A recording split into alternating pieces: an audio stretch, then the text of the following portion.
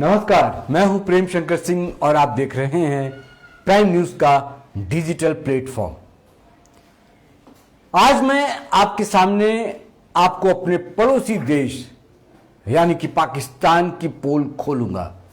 जी हां, वही पाकिस्तान जो खराब आर्थिक स्थिति से जूझ रहा है और वही पाकिस्तान जिसको एक हफ्ते में दूसरी बार बड़ा झटका लगा है।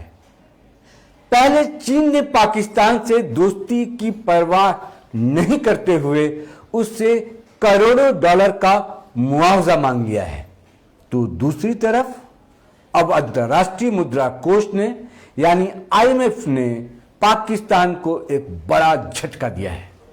दरअसल आईएमएफ ने पाकिस्तान को कर्ज देने से इनकार कर दिया है। असल में अंतर्राष्ट्रीय मुद्रा कोष और पाकिस्तान के बीच कर्ज को लेकर आम सहमति नहीं बन पाई है, जिसके बाद आईएमएफ ने पाकिस्तान को कर्ज देने से साफ इनकार कर दिया है। इस पर पाकिस्तान मीडिया ने कहा है कि आईएमएफ से पाकिस्तान को $1 अरब की अगली किस्त मिलनी तो थी, लेकिन सहमति नहीं बनने की वजह से आईएमएफ ने किस्त देने से इनकार कर दिया है। यह वही पाकिस्तान है जिसने आईएमएफ से $6 अरब कर्ज मांग रखा है और आईएमएफ शर्तों के आधार पर किस्तों में कर्ज पाकिस्तान को दे रहा है, लेकिन किस्त तो अब मिलने से रही। तो दूसरी तरफ पाकिस्तान की बेशर्मी देखिए कि आईएमएफ से किसी भी तरह कर्ज की ये किस्त मिल जाए, इसके लिए पाकिस्तान के कई अधिकारी अमेरिका में डेरा डाले हुए हैं और पाकिस्तानी अधिकारियों को उम्मीद है कि आईएमएफ के साथ उनकी बातचीत कामयाब हो जाएगी और पाकिस्तान को $1 अरब की अगली किस्त मिल जाएगी। पाकिस्तान ने आईएमएफ को कर्ज देने के लिए मनाने के लिए पेट्रोल डीजल की कीमतों में बड़ी बढ़ोतरी की है। एक झटके में पाकिस्तान ने पेट्रोल की कीमत में ₹10 और डीजल की कीमत में ₹12 इजाफा किया है। बिजली बिल में औसतन ₹1.39 प्रति यूनिट टैक्स बढ़ा दिया है, यानी कि यह बताने की कोशिश कर रहा है कि वो जो कर्ज ले रहा है उस कर्ज की भरपाई के लिए उसने क्या उपाय किए हैं और किस तरह से पेट्रोल डीजल के दाम बढ़ा दे रहे हैं, किस तरह से बिजली की दरें बढ़ा दी जा रही हैं। एक ये मैसेज है आईएमएफ को, लेकिन फिर भी आईएमएफ पाकिस्तान के कदमों से संतुष्ट नहीं है। लेकिन अब पाकिस्तान के लिए सबसे बड़ी मुसीबत यह है कि आईएमएफ से कर्ज नहीं मिलने के बाद अब इमरान खान कहां पर झोली फैलाएंगे, किससे मांगेंगे, कौन देगा, किस किस से भीख मांगेंगे और कहां कहां झोली फैलाएंगे, बड़ा सवाल है। क्योंकि आईएमएफ के अधिकारी अभी भी पाकिस्तान के व्यापक आर्थिक ढांचे से असंतुष्ट हैं और इस पर सहमति के बिना पाकिस्तान को कर्ज की अगली किस्त नहीं दी जा सकती है। एक कहावत है कि सिर मुड़ाते ही ओले पड़ना। ऐसा ही हाल पाकिस्तान का हुआ।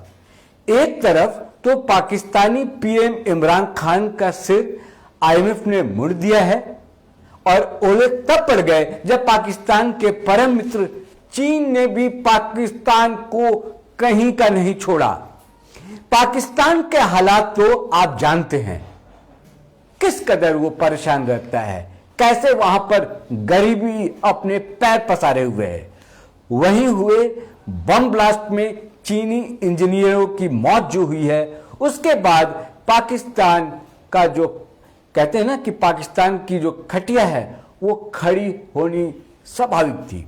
चीन ने पाकिस्तान से 38 मिलियन यानी 38 मिलियन का मुआवजा मांगा है। भले ही पाकिस्तान चीन को हर मौसम का सहयोगी मानता है और पाकिस्तान ने सपने में भी नहीं सोचा होगा कि चीन उसके ऊपर इतना बड़ा आर्थिक स्ट्राइक करेगा।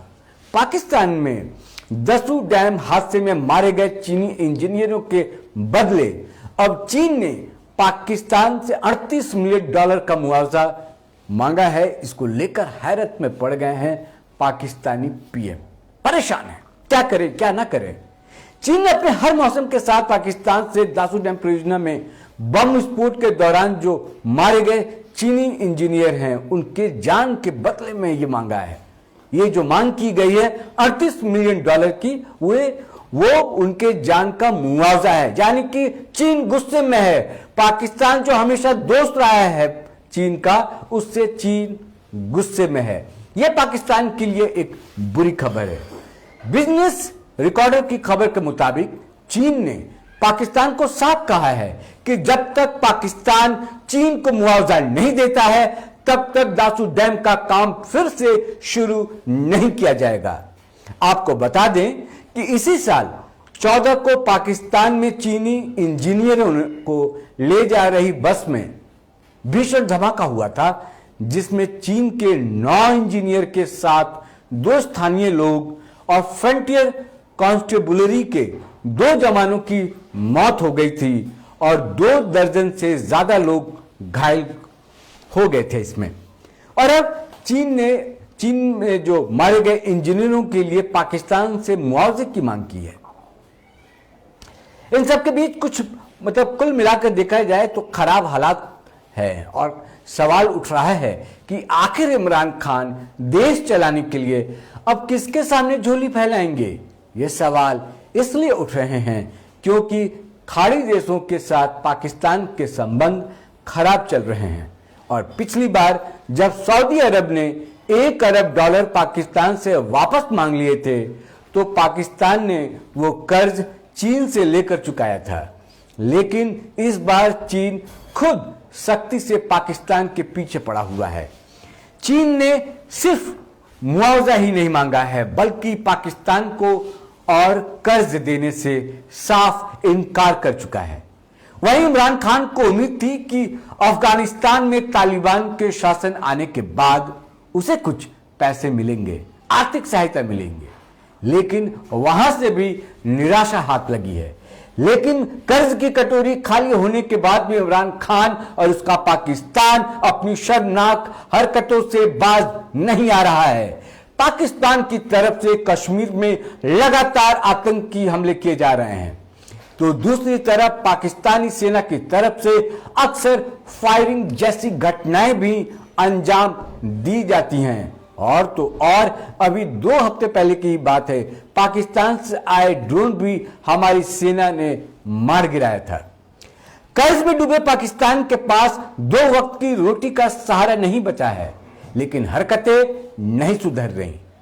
2 बिहारी मजदूरों को भी मौत के घाट उतारा है आतंकियों ने, घर में घुसकर गोली मारी। तो एक तरफ पाकिस्तान को अंतर्राष्ट्रीय लेवल पर, अंतर्राष्ट्रीय मंच से उसको निराशा हाथ लगी, तो दूसरी तरफ चीन जो उसका दोस्त माना जाता था, वो भी अब उसका साथ नहीं दे रहा। यानी कि पाकिस्तान चारों तरफ से घिरा हुआ है, हालात बहुत खराब है। ऐसे में बार बार ये सवाल उठना लाजमी है कि इमरान खान अब क्या करेंगे। एक कुल मिलाकर उसके पास चीन बचता था, चीन भी अब उसके साथ फिलहाल खड़ा नहीं दिखाई दे रहा है।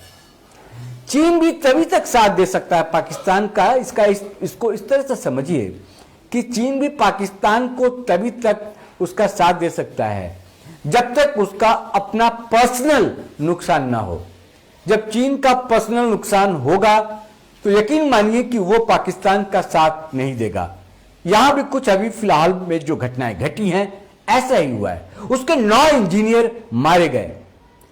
तो जब अपने घर में आग लगती है, तब आपको समझ में आता है कि यह आतंकी घटनाएं और ये बम विस्फोट में जो लोग मारे जाते हैं, उसका दुख क्या होता है। चीन उसी दुख को झेल रहा है, उसी में परेशान है। क्या वो क्या करे। मुआवजा उसके लिए बड़ी बात नहीं है। चीन के लिए जो पैसा वो मांग रहा है, पैसा उसके लिए महत्वपूर्ण नहीं है।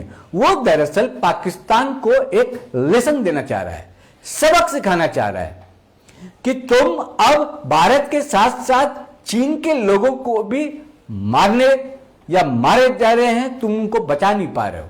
ये कैसा मैसेज दे रहे हो। यानी कि पाकिस्तान चारों तरफ से घिर गया है, उसके पास कोई विकल्प नहीं है। इमरान खान को समझ नहीं आ रहा कि कैसे इस पूरे क्राइसिस को टैकल किया जाए और इससे उबरा जा सके।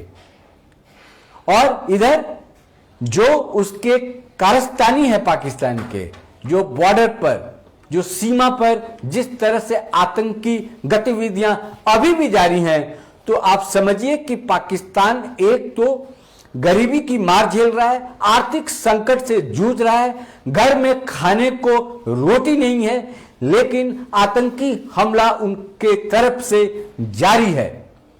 और बार बार जब भी वो कुछ भी बड़ा करना चाहता है भारत के साथ, तो भारत ने हमेशा मुंहतोड़ जवाब देता रहा है पाकिस्तान को, इस बार भी देगा।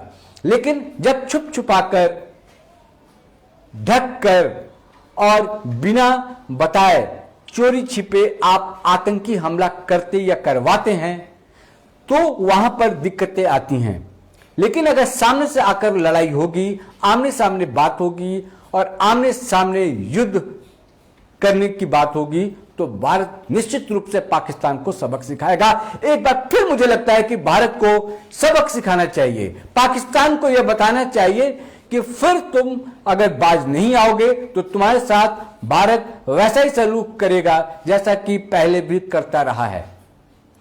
तो पाकिस्तान अभी चारों तरफ से घिरा हुआ है, अंदर और बाहर, अंतरराष्ट्रीय लेवल पर भी, घर में भी उसका विरोध हो रहा है, यानी पाकिस्तान के अंदर भी विरोध हो रहा है। महंगाई चरम पर है, कोरोना के बाद वहां स्थितियां और खराब हुई, उन स्थितियों को इमरान खान संभाल नहीं पा रहे हैं, चीन का साथ मिल नहीं पा रहा, आईएमएफ सहयोग कर नहीं रहा, और इधर अगर भारत से पाकिस्तान भिड़ने की कोशिश करेगा तो भारत भी मुंह तोड़ जवाब देगा।